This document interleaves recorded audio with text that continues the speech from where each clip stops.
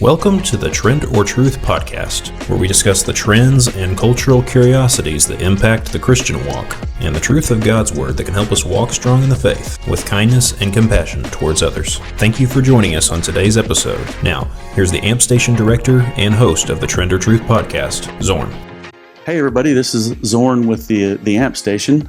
We're going to do another podcast here with our girls that all spoke this weekend at our AMP worship service over striving. So I'm super excited about it. We're trying to change things up. I know last time our video wasn't great because I didn't switch the feeds properly, so I'll have to grow in that and learn that. But let me just announce who all we got with us first off. Right here to my immediately right. That's terrible. To my immediately right. To my immediate right is Reggie Lasornio, my youngest daughter. Hi. Yeah, you're supposed to say something when I say your name. What?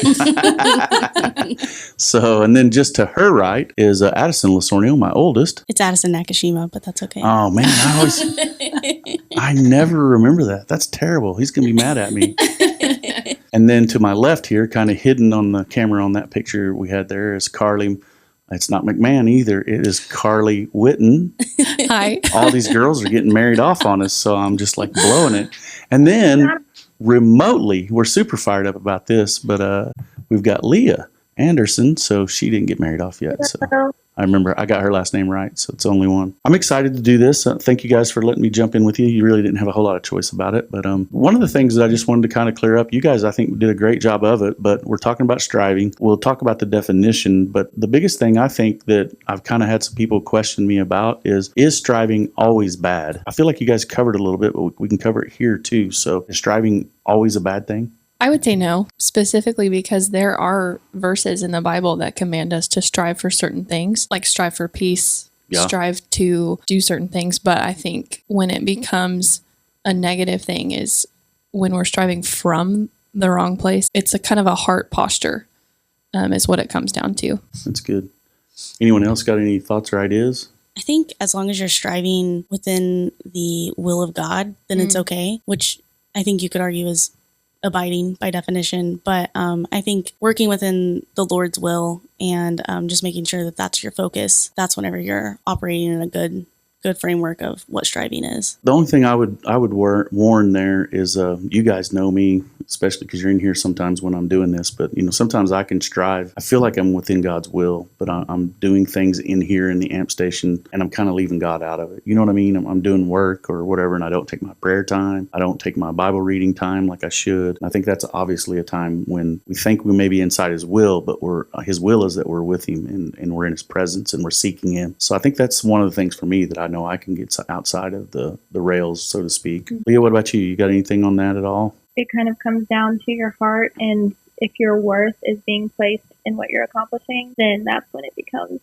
a problem, because that was never the Lord's intention for that. Yeah, that's really good. Isaac was in here, Isaac Conder, that's the track guy, cross country, and he was asking me, because he's like a servant. Like you can just tell he likes to serve people. And he was worried because he was like, so if I do things for people, then I could be striving. And I'm like, where are you doing that from? Kind of thing. And we talked about, Leah, I know you've heard this, and Karleigh, all of you girls probably heard it 1,000 times, but we talk about holding the door open for somebody. And if we want a thank you, we're probably striving. Yeah. But if we're doing it out of the love we have for God, so we're just serving His people and holding that door open, we don't need a thank you. We don't expect a thank you. We just are doing what God has created us to do, right? And he immediately got it right then and was pretty fired up and pumped because I think he thought he was going to have to stop serving. And I'm like, no, that's not it at all. We should always be serving. You guys got anything else that like kind of an analogy or anything like that? Or should we just move on to something else? Something just to add is it's not necessarily the thing that we're doing. You can do bad things and good things, but you can do the same thing in a heart posture of striving and in a heart posture of abiding. Striving is not always bad. For example, in the medical field, say during school, there are times where I was striving to make that A or even just to pass the test. Reg is trying to learn how to forgo A's and just be like, I'm getting through. Yeah. I mean, almost every day where I had to check my heart and say like, that's good. Why do I care so much about the grade that I'm going to get on this test? Is it because I know that that's like what God wants and I'm doing it for Him, or am I doing it to make it about me? Yeah. And so I think you can do it with an attitude of striving or abiding. Yeah.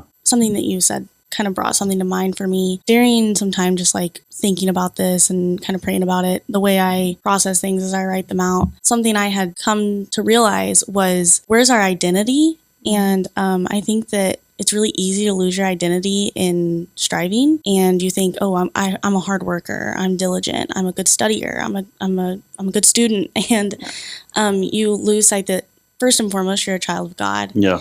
And I know whenever I played golf and then gave up golf, something I really struggled with was identity, like feeling like my identity had been stolen from me, because nobody knew me as the smart girl. Nobody knew me as, oh, she's good at science, or she wants to be a doctor when she grows up. They were like, oh, you're the golfer. I'd go to the grocery store and people would be like, oh, aren't you the golfer? I'm like, yeah, there's a lot more to me than that. But that's something that I think that we lose sight of our identity whenever we're striving and whenever our priorities are wrong. Kind of checking, how do I identify myself, and am I showing fruit from that identity, is something that I think can kind of tell us, are we striving or are we abiding? And in that, I kind of had this analogy that I thought of. If you're a plant, because John 15 is talking about being vine and the branches. We're the branches. God's telling us what our identity is. We are the branches. Mm-hmm. We're not the vine. We're not the taproot that goes down and soaks up we're not that. We are supposed to be byproducts of God. And we are supposed to be genetic replicates, like, if you want to think of it that way, spreading from his root. What does a plant grow from? Ultimately, it's soil and water. That's what you think of to plant. If you're going to plant something, you're going to plant it in soil and you're going to plant it in water. I think of soil as like all the things that, reading your Bible, praying, checking your boxes, go to church, have a small group. All these things, they're really important, and your plant's going to do really well in those things. But ultimately, if you take God out of that, he's the water. Yeah. And a plant can grow with just water. It doesn't need soil. I think that it does better whenever it has soil. So like ultimately, if you don't have God in the situation, the plant's going to die. It doesn't matter how much dirt you pack into that pot. That's really good. So you really have to incorporate God into everything that you do, because you can go to church, you can be in a small group, you can do a podcast, you can speak on Sunday, do worship, you can do all these things. But if God's not in it, your plant's going to die. You're going to wither off and die. I think that whenever you're in the right spot, whenever you start showing fruit from that. Yeah, that's so really good. It's really good. Leah this weekend had kind of used she actually did use the analogy of tuning a guitar. I've never heard that analogy, and I thought it was great. I think it was perfect for what you guys were talking about. You kind of touched a little bit on what that tuning is. What are things that would tune us to God? And really, this is for anybody. Leah was the one that talked about it, but for any of you, what are the things that tune us in with God? When I think of tuning, I think of, you have to have something to base it off of. On a guitar, everything's a note. There's a million different ways to tune a guitar instrument, but what do you do? You get the first string correct. What is that? The E string or something? E string, yeah. You get the E string, and it has to be an E note, correct? Yes, yeah. So for you, what would be the E string in Christianity that we would tune to? Is that Jesus? Yeah, I think just seeing what God wants from you and looking at the Bible for that and getting that guidance from the Bible and from him directly, through his word and through conversation with him. So to go a little deeper with that, we're tuning everything to the E string of Jesus, right? Give me more of those things. What are those things that we tune to? I think a lot of times something that is missed when we're tuning to God, taking time to be silent and listen to what he's saying to us. Because I can pray to him, and that's tuning myself to God. I'm praying to him and I'm honoring him in that, but then I don't listen to what he has to say to me. Yeah, that's good. You guys know I'm not a musician. I'm purely a singer. Questionable. So say you're tuning your guitar, you're getting ready for band practice, and Casey's over there just smashing on the drums. Does that affect the tuning of the guitar? Like, can the noise around you affect the tuning of your guitar? Absolutely. So can the noise around us affect the tuning? Leah, you lead us in worship, so do you need that quiet, that peace around you to be able to tune properly to the E string of Jesus? Which, by the way, may be the name of this podcast when we're done. So. Yes, you absolutely. It's impossible to tune with noise going around you, even if it's like people talking. I mean, whatever it is, you have to have only the sound of the guitar playing, or else it's always going to be a little bit off because it's picking up on the surroundings. Yeah, that's good. Everything seems to go back in here, which I think it's just because we try to base everything off the Bible. But you said it in your analogy. It's scripture, it's prayer, It's quiet time. It's all these things that draw us close to God. What are some of the noise? What are some of the banging drums that can get you out of tune or not and or not allow you to tune to the E string of Jesus? What are some of those noises that get to you guys? I mean, Netflix, any streaming service, honestly. It's any kind of entertainment, social media, work, school. There are actually dopamine releases when you scroll, right? Yeah. When you scroll, it can be an addiction. I mean, isn't that what dopamine does? Is creates addictions? Am I wrong? No, you're right. It's dope. Literally, dope. Wow, Dopamine. Never thought of that. Not that smart. So. That's why you have me and Karleigh here in Reg, but she's not medicine. So, Reg, do you have anything that makes it tough for you to tune in or to tune your guitar? I know comparison can be a big one. That's a good one. You know, they always talk about like comparison is the thief of joy. And I think that's definitely accurate for just tuning yourself to God as well. You can look at even Christians around you and be like, oh, well, what they're doing is what I want to be doing. Yeah. But it's not what you're meant to be doing. That's good. That's good. Karleigh kind of touched on it. I love it whenever you guys talk about things that are about AMP. And you said sometimes the good things are good, but they can keep us from the best things that God has for us. I think in ministry and being the hands and feet of Jesus, we can lose that sometimes because we still think we're being the hands and feet, but we're missing the real purpose of what we're supposed to be doing. So I think that's a great point. Leah and I have been really, really blessed with getting to work with the athletes the last couple of weeks. We've had really good crowds, really good conversation, but identity comes up a lot in those conversations, doesn't it, Leah? And I think, Addy touched on it a little bit too. Why do we get so caught up in our identity? What is it that gets us so focused on identity that it makes it tough to realize who God has made us to be? In my sociology classes, we talk a lot about identity. Our identity is the reflection we want to put out into society. It's how we want people to see us. From that, we also use society to help us decide how we want to be. Yeah, that's scary, especially the way society is now. Because that was one of the things that we had a discussion about this weekend. Lee, you might have to help me, but we were talking about trying to fit into society, trying to fit in a locker room, trying to fit in. Because one of the things that we're talking about is changing our language and our words and realizing that they have meaning and people see us as Christians who are athletes also. Eyes are on you. Jake spoke about it a couple of weeks ago. People are watching you. I just thought it was really interesting that God keeps bringing up kind of the same things over and over. Do you remember what it was exactly that we got caught up on? I think a lot of it was the people around you, the environment, and that's right. Just trying to, I know for me personally, that is definitely my biggest noise, is just wanting so badly at times to like fit into a group or a category that I was never meant to fit into in the first place because it's what's normal or what, whatever. It can be really, really hard to stay set apart. That's good. And that's what we were in. We were in Colossians 3, 1 through 11, and it was talking about being made new in the image of Christ, being made new again. So those desires should start falling away. If we really can tune to the E string of Jesus, then those desires start to change in us. You guys have experienced that, right?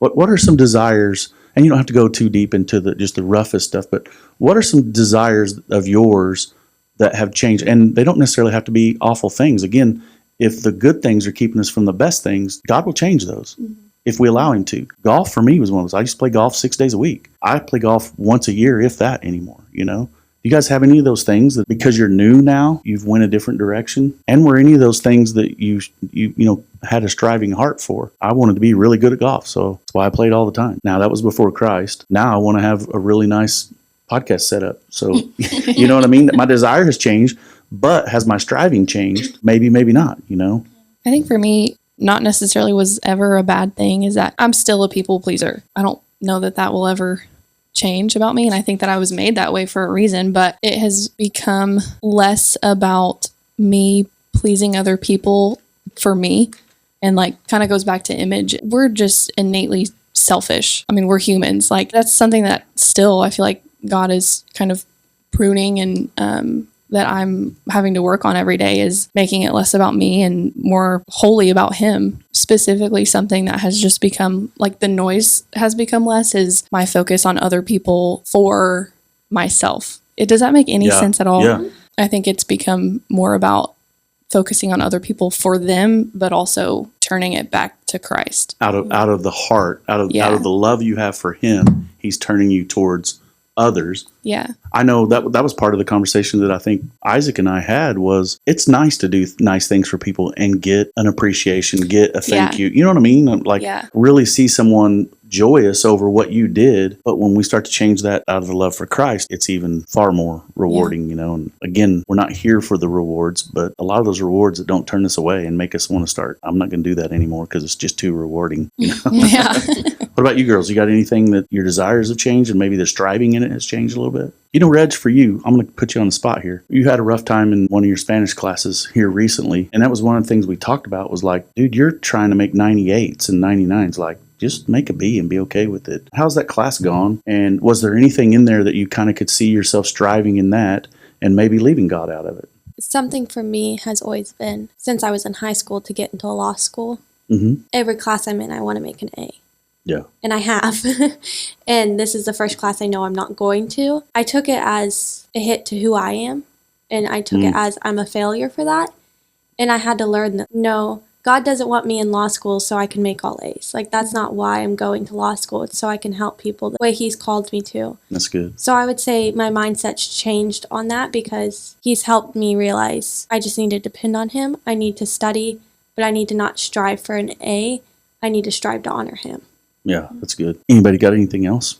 I think my definition of success has had to change and shift because I'm a very accomplishment-driven person, I guess. I like to achieve things. I mean, like all of us are, right?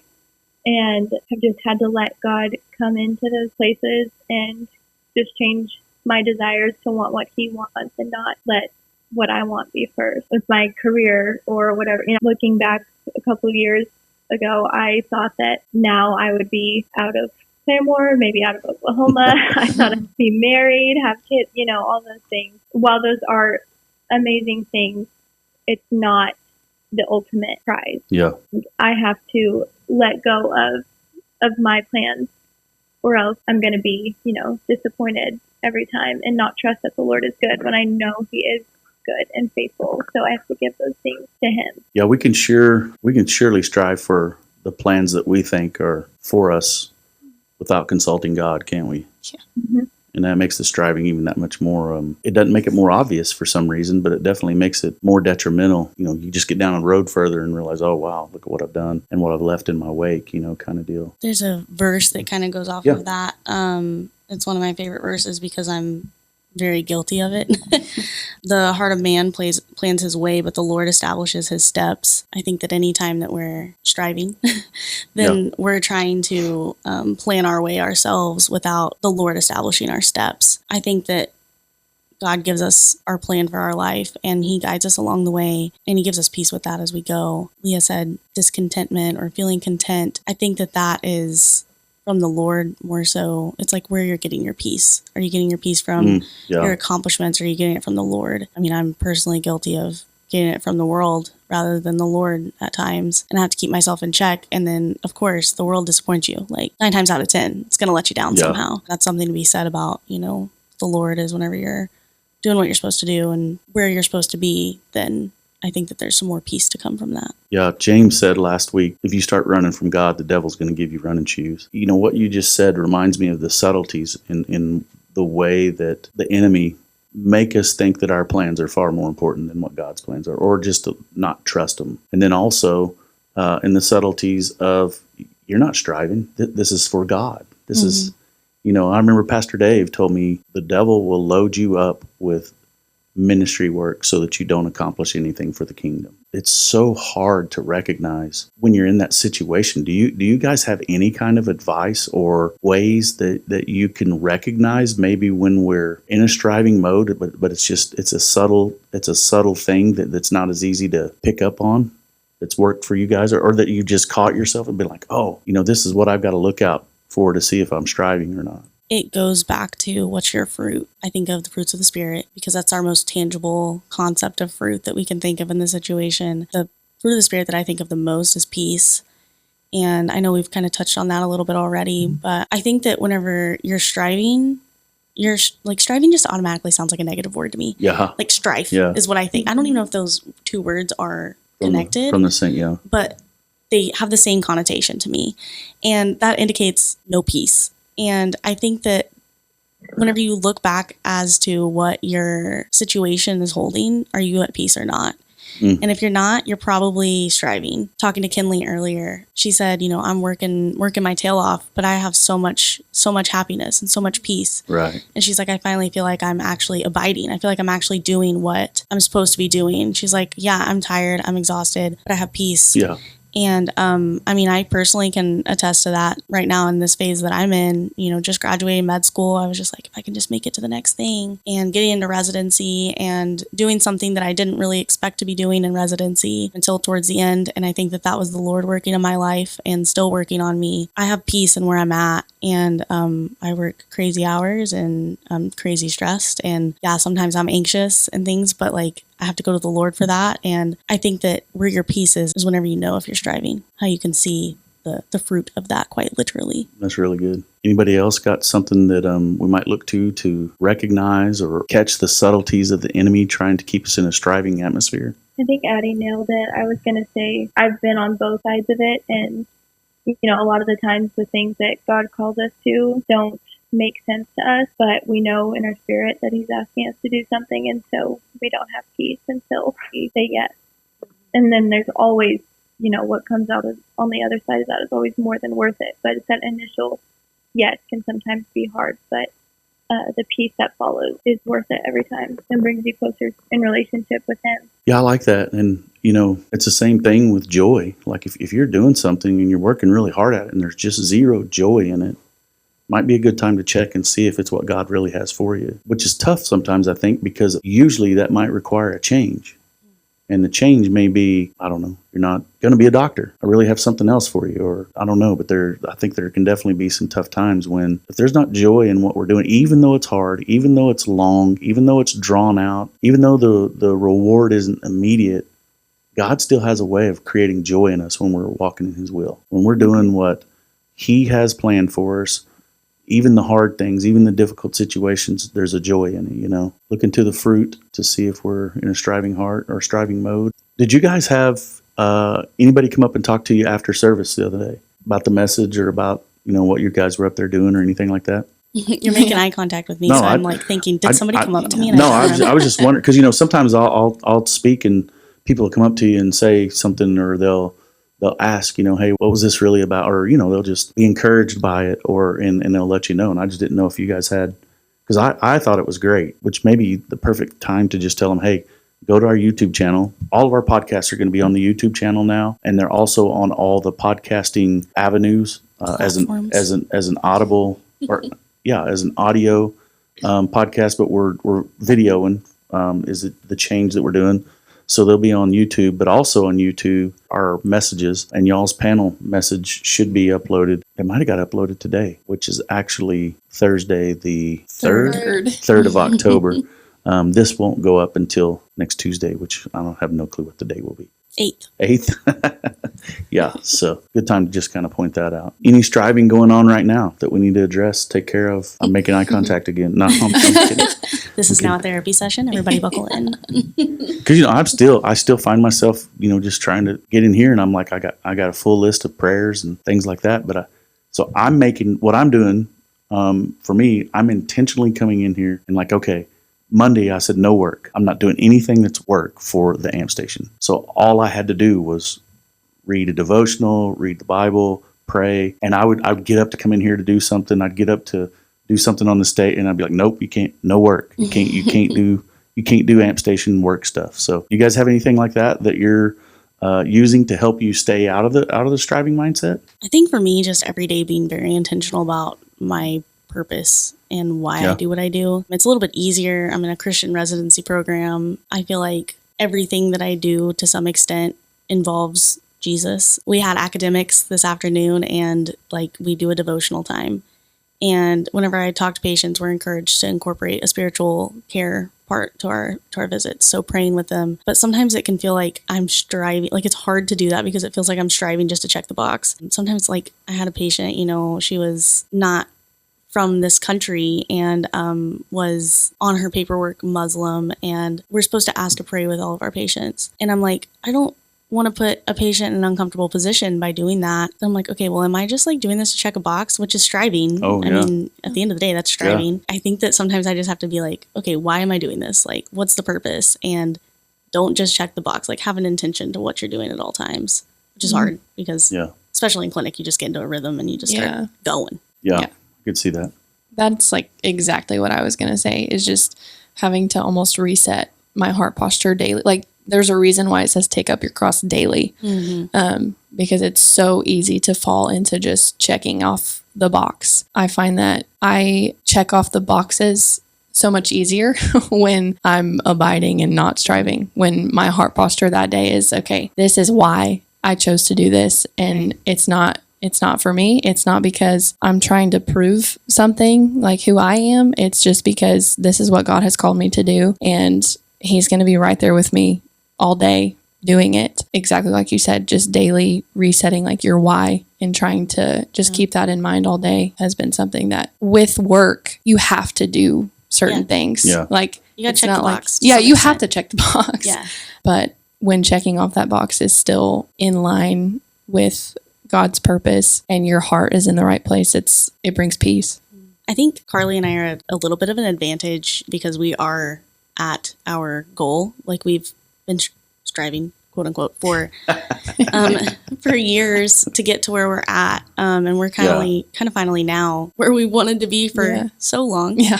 But I kind of want to know from Reggie and from Leah also, it's harder whenever you're not at the finish line and you're kind of in a season of strife. I don't know if that's right once again, but I'm going to use it like in that season of just having to feel like you're striving, but making sure that your heart's pure in it. So do you guys have anything to add as far as that goes? I didn't tell people I was even taking my LSAT. I mean, I still have people asking me, when are you going to take it? And it was because I was so embarrassed to have to tell people if I did bad. And then I got to the point where I realized I can study all I want, but if God doesn't want me in law school, He'll make sure that doesn't happen. You know, like my plans will change. And so I had to remember that if it's God's will, it'll happen. And I just have to work for what I believe God's will for myself is. And so it changed my position on studying. It changed my position on telling people, because I realized it doesn't matter what I do. It doesn't matter if I do fail or if I get in.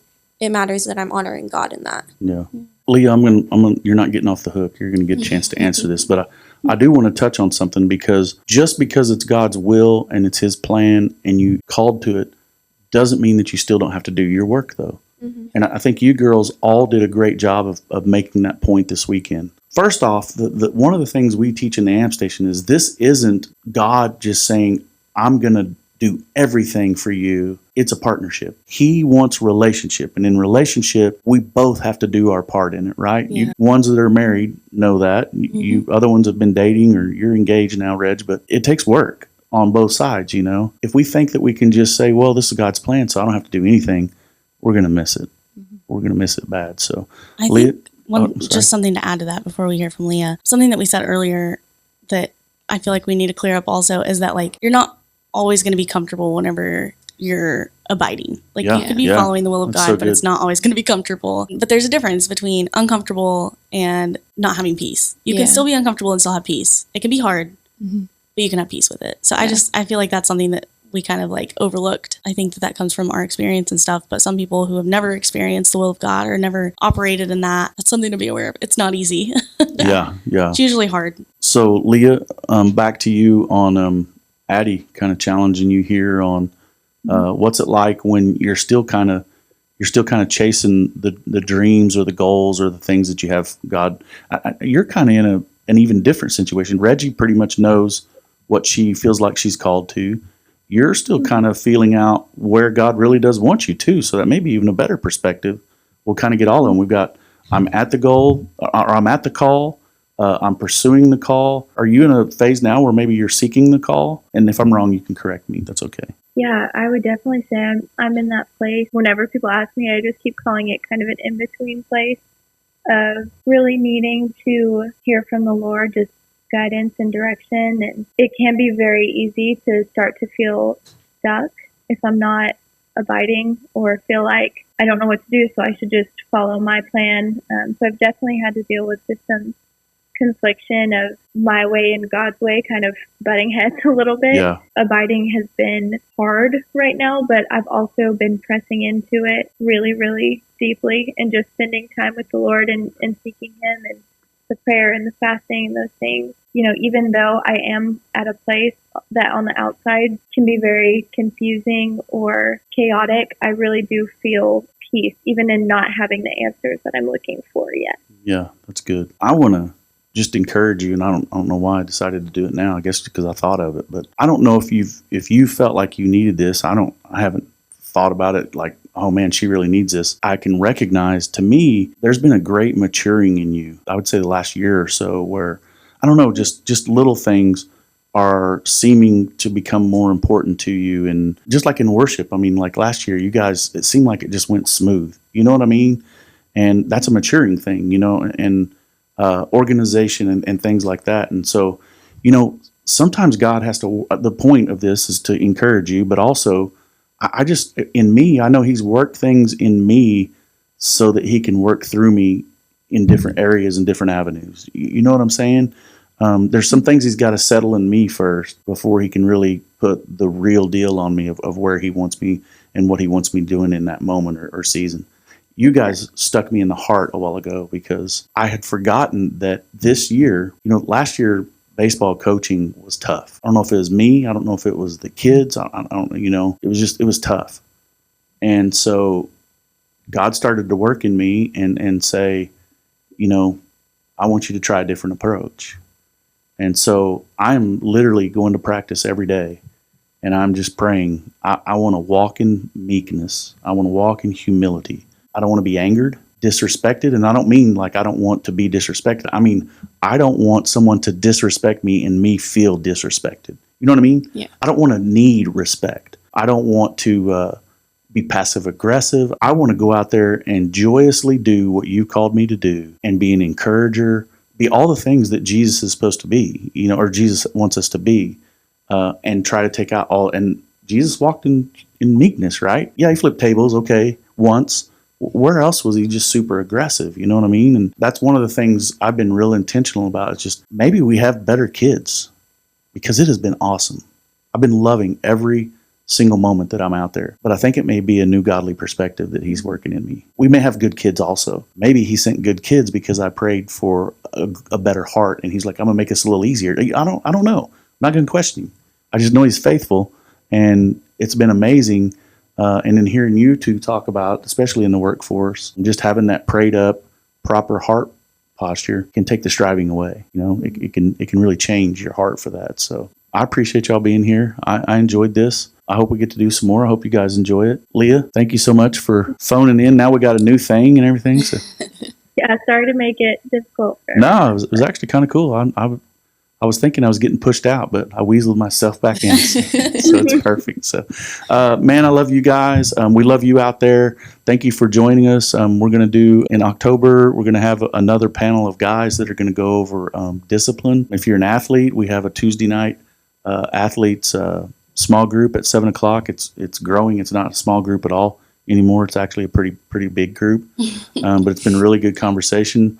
Thursday nights is Thursday night testimonies, Testimonial Thursday, whatever we're calling it. You come in and tell your testimony, and David Brace helps people learn how to do that better. We believe here that you ought to have a 3-minute, a 10-minute, and then maybe a 20-minute testimony. Good opportunity. And then services are Sunday night at 7. And once a month, the last Sunday of the month, we do a special feed. And October 27th, I believe, is the date. We're going to have a chili cook-off. We're going to have a chili contest. And I'm hearing about some really cool chilies, like a white chili, a barbecue chili. So I'm kind of fired up for it. I may need like 4 different bowls, but we may need bowls with dividers in it so you can get a little sampling from everywhere. But man, thanks for coming. Thanks for joining me on this. And we'll see you guys later. Leah, give a quick wave. Bye, Leah. All right. We'll see you guys next time. Thanks a lot. Thank you for listening to the Trend or Truth podcast. This podcast is recorded out of the AMP station in Claremore, Oklahoma. AMP is a Christian ministry geared towards college students and young adults, with an emphasis on loving God, loving people, and making disciples. Consider becoming a subscriber so you don't miss a single episode. You can follow us on YouTube and your favorite podcast platforms. Once again, thank you for joining us today, and we'll talk to you next time.